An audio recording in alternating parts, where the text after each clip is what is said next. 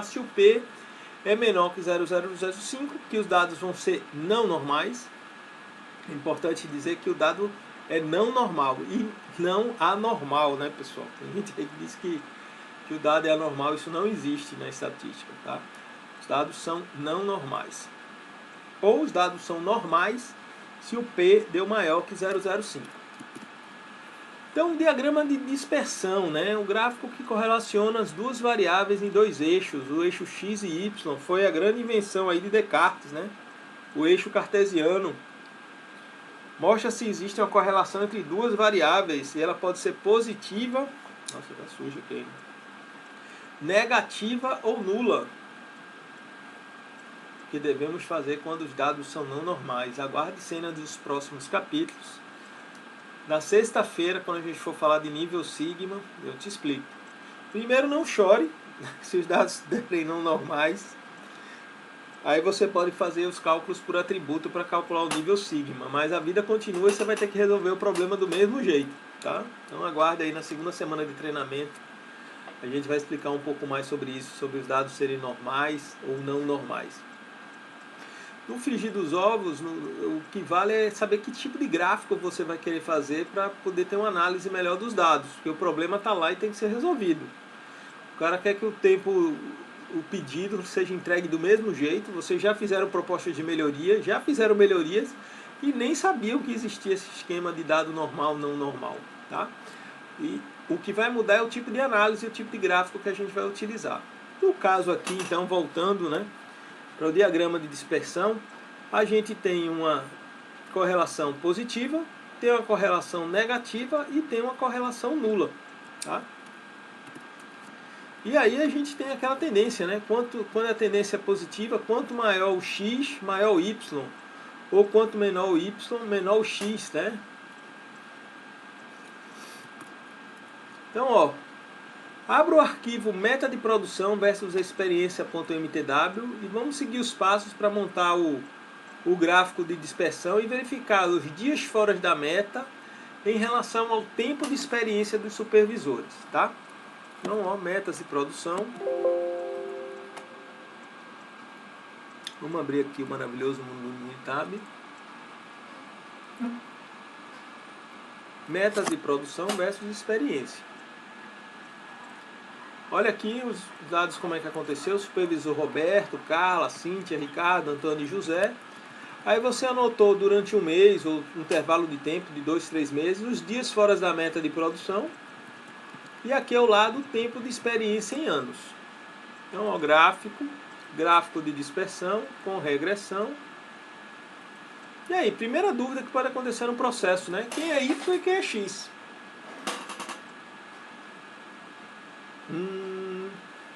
Bom, a gente imagina que X é a causa, tá? E Y é o resultado que a gente quer.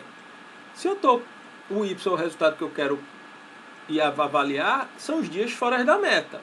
E X é o tempo de experiência que eu tenho. Então, ó, dou um OK aqui com fé. Olha que gráfico interessante. Significa, ó, que à medida que o tempo de experiência aumenta, os dias fora da meta também reduz. Ou seja, é uma correlação negativa, né? Quanto maior o meu tempo de experiência, menor os dias fora da meta. Significa que eu consigo ter mais carta na manga, mais abordagens, né? Conseguir ter uma experiência melhor para poder alcançar resultados melhores. Legal? Tá aí o nosso material também, como que deve ser feito. Dias fora da meta, Y, X, tempo de experiência. Então tem diversos tipos de gráficos que eu consigo fazer aí essas manipulações, ó. Gráfico de linha e tendência, né? Então imagina aqui vários milímetros do eixo usinado, né? Como é que está se comportando o diâmetro. E em tendência eu tenho aqui, poxa, 10 amostras, foi subindo aí, aconteceu alguma coisa. E subiu o que foi, tenho que checar. É verificar as causas especiais. Nessa linha de tendência a gente também consegue ver que ao longo do tempo, né, tem determinados momentos que tem picos, são os números que estão acima, E os vales, números que estão abaixo aí da média, né? E em determinados momentos eu vejo uma tendência, né? Quando forma mais de 3 números, algum resultado está indo para aquele local. Eu tenho também, às vezes, mudanças de níveis, ó. De repente subiu, poxa, estava em 25,15, será que mudou o operador? São perguntas que têm que ser analisadas no processo. Sazonalidade, né? Será que em determinados horários eu produzo mais, eu produzo menos, erro mais, eu erro menos? No inverno, por exemplo, geralmente as produtividades caem bastante, né? Porque às vezes tem problema de entupimento, chegada atrasada de funcionário, então baixa o nível de compra porque está chovendo, ninguém vai conseguir comprar. E aí eu venho para o gráfico mais espetacular, pessoal, mais sensacional do programa de Six Sigma, né? Para quem estuda mercado financeiro, né, bolsa de valores, esse é o gráfico, o famoso candlestick, né? Que é o gráfico de mercado que verifica qual foi o preço mínimo do pregão e o preço máximo do pregão. A única diferença é que o gráfico de mercado ele não tem esse negócio chamado aqui o outlier, né? Ele só tem os pavios. Então aqui, ó, é a mediana, 50% dos pontos.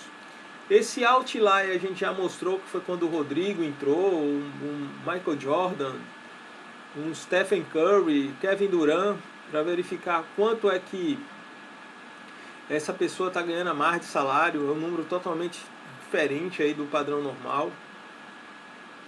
E aqui a gente tem o primeiro quartil, que é 25% dos pontos, o segundo quartil, 50% dos pontos, terceiro quartil, que é 75% dos pontos, e quarto quartil, que vai até 100%. Então aqui é o outlier, de repente, salário de presidente, e quarto quartil, aquelas pessoas que têm altos salários, diretor e tudo mais, fazendo uma comparação aí com dentro da empresa. Como que eu consigo calcular? Eu consigo calcular ou com um Y, uma variável resposta só, ou com dois Ys, né? Em grupos, apesar eu tenho só um Y, né? Ou múltiplos Y, várias variáveis respostas, tudo vai depender de como é que eu vou estar montando o meu gráfico, tá? Então um Y só do processo e aqui com vários Y que eu posso estar avaliando ele. Então um importante gráfico que eu consigo verificar é, poxa, vamos saber o principal índice da empresa. A gente vê isso um pouco mais lá no Black Belt, as funções de Lean, né? Que é o OEE, ou IEG, Índice de Eficiência Global. Em inglês é o Overall Equipment Effectiveness. Ele avalia 3 fatores importantes na produção. Ele verifica a disponibilidade, ou seja, tem um impacto direto aí na manutenção, para saber se o equipamento não parou e se ele funcionou todo o tempo, né? Ou teve paradas para preventivas, corretivas, e aí você pode descontar esse tempo, mas é saber por quanto tempo ele iria rodar, né? E quanto maior a disponibilidade, teoricamente, maior a produção. Nem sempre, porque aí tem a outra que é o efeito carga. Poxa, eu estou com uma carga máxima no meu processo, eu reduzi, né? O equipamento estava projetado para fazer 100 toneladas horas. Por que ele está produzindo só 90? Tá alguma coisa desregulado? É uma opção de mercado, é um outro tipo de produto que suja mais, eu tenho que reduzir a produção? E de repente eu consigo vender mais caro? Então tem que fazer esse tipo de avaliação. E o outro é a qualidade. Quanto que material girou de rejeito, de off-spec, né, fora de especificação? Porque eu coloquei um monte de matéria-prima, um monte de gente lá para produzir e simplesmente não produziu. Então qual que é o número mágico, né? Geralmente é 95% do produto tem que estar dentro da especificação. Porque a gente sabe que tem produto fora de especificação por mudança de setup, tem problema mesmo dentro da produção, né? Parou uma bomba, um equipamento e aí ferrou tudo, né? Então o que a gente vai avaliar aqui agora é qual que é a planta, se você tivesse que escolher, que tem o melhor desempenho. Planta 1, que tem esses dados aqui de OE, né, ou IEG, Índice de Eficiência Global, é a planta 1, a planta 2 ou a planta 3, tá? Então vamos abrir aqui, ó, no Minitab, arquivo, abrir o worksheet, OE plantas, e ele me dá essas informações de 3 formas, ó. Ele me dá ou aqui, escrevo planta 1, planta 2 e planta 3, Ou eu coloco tudo em uma coluna só. Digo todos os valores e aqui do lado digo, ó, planta 1, planta 2 e planta 3. Eu vou mostrar para vocês as duas formas de calcular esse OEE, né, para a gente fazer a avaliação. Então, ó, gráfico, box plot. Esse com grupos eu faço assim, ó. Coloco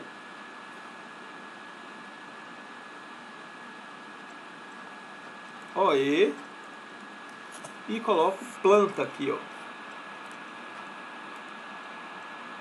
E ele me dá a resposta. Olha o que aconteceu. Planta 1. Ele me tem um valor aqui de em torno de 75 até 90. A planta 2, poxa, ela me dá desempenhos fantásticos. Ela dá desempenho de 99. Enquanto tem hora que, poxa, ela me dá desempenho de 50. E a planta 3 é ruim sempre, ó. Ela está com a mediana de 54, mas ela só consegue produzir no máximo 60 toneladas. 62, desculpa, 60 toneladas não. 62 de OE. Qual a planta que você escolheria para produzir? A 1, a 2 ou a 3?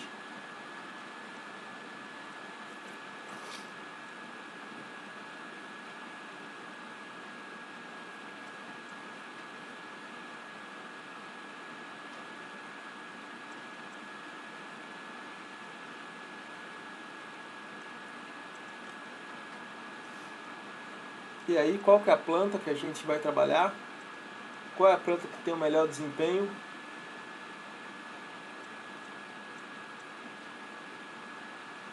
A planta que tem as medianas maiores, não são as médias, são as medianas. O box plot, ele mostra aqui a mediana. Então, ó, quem tem a mediana maior é a planta 1, ou a 2 ou a 3. Planta 1, perfeito.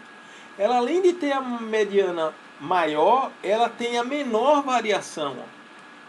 Então, aqui, vira e mexe, a gente encontra projetos que tem uma variação grande. Então, poxa, por que está dando 50 e por que está dando 100? Tá? Então, vamos mostrar aqui de novo, ó, como é que faz. Stat, gráfico, box plot, com grupos, ó. E aqui eu escrevi OE, porque todos os dados estão... Opa, desculpa, ao contrário.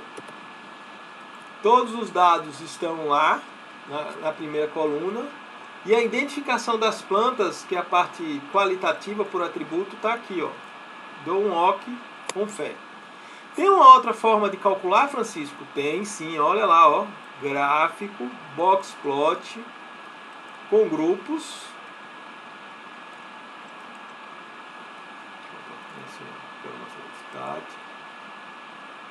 Box plot, múltiplos y. As variáveis do grupo estão onde? Ó? Planta 1, planta 2 e planta 3. Ó. Coloca tudo para dentro, seleciona e ó, também dá a mesma resposta. Então, como fazer? Se você tiver com teus dados, tá? Eles todos enfileirados dessa forma aqui, ó, planta 1, 2 e 3. O que é que você faz? Você vai em gráfico, DOE, múltiplos y, essa primeira opção daqui. E aí coloca todas as informações para dentro dessa caixa daqui, ó. Selecionar e aperta o OK. Se você tiver identificado teus dados como aqui, OE, planta 1, a partir do número 50, planta 2 e depois planta 3, você vai em gráfico, box plot e vai fazer um Y com grupos. Aqui, OE. E a identificação de cada planta está aqui, ó. Ele me dá o mesmo gráfico. Mostrando que a planta 3 está tendo sempre uma produtividade menor, a mediana menor e não é a média. E tem uma variação baixa, enquanto que a planta 2 está tendo a maior variação. Estou tendo um grande problema. Será que eu estou tendo mais produto nessa planta? Enquanto que a planta 1 é a mais estável com maior mediana. Tá legal?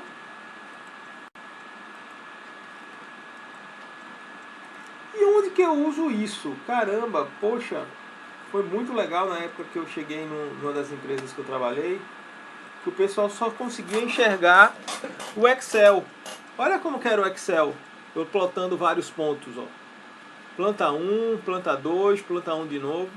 E olha como é que eu consigo agrupar com o box plot. Planta 1 antes, planta 2 antes, planta 1 depois, planta 2 depois. Essa daqui reduziu a variação, ó. Ainda tem alguns outliers, mas olha como a mediana caiu. E ele encurtou bastante aí o processo, mostrando o antes e o depois, né?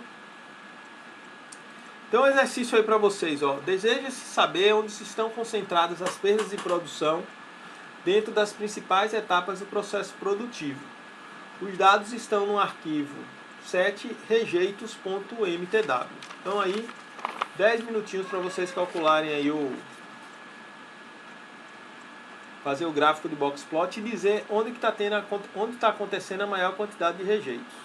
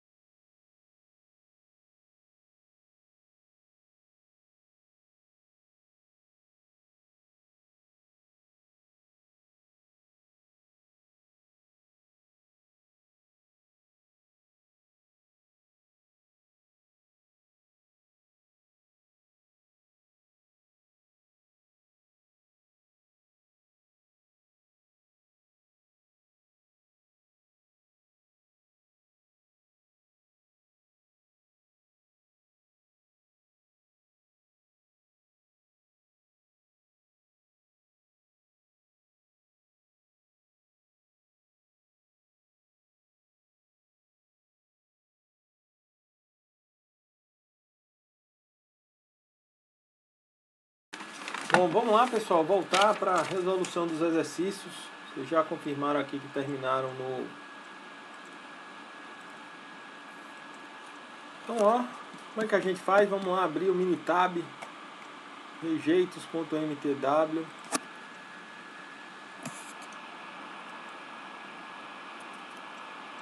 Abrir o worksheet, rejeitos.mtw. Então, gráfico, boxplot, todos os dados estão em coluna, né?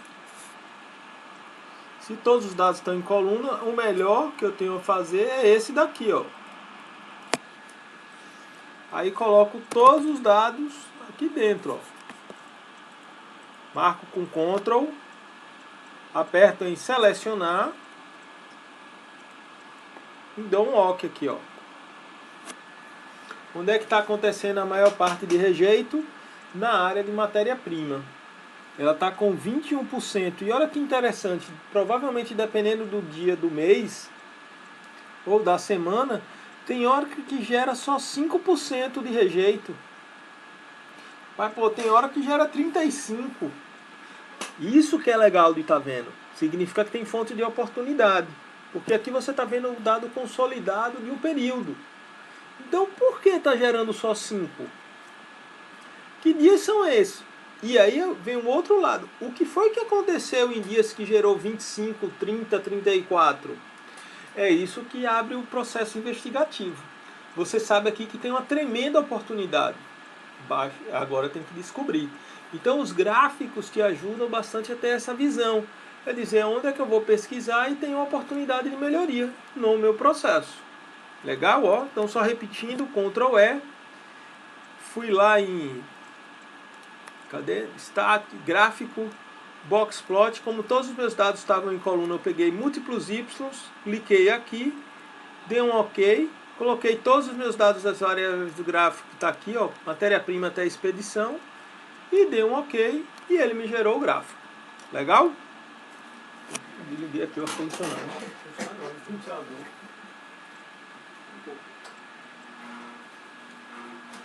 Legal? Bom, aqui mostra também como fazer, ó, pessoal. Tá?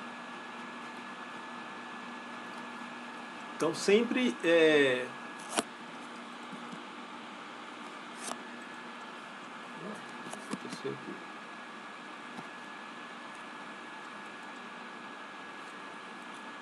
sempre no nosso material de treinamento tem como você, o passo a passo para você poder estar fazendo o gráfico no Minitab. Boxplot, múltiplos Y, tá? Bom, então a gente vai chegando aí ao final do treinamento. A gente vai ter ainda atividade prática, mas aí vou falar uma coisa que é importantíssima na fase de medição. Plano de coleta de dados.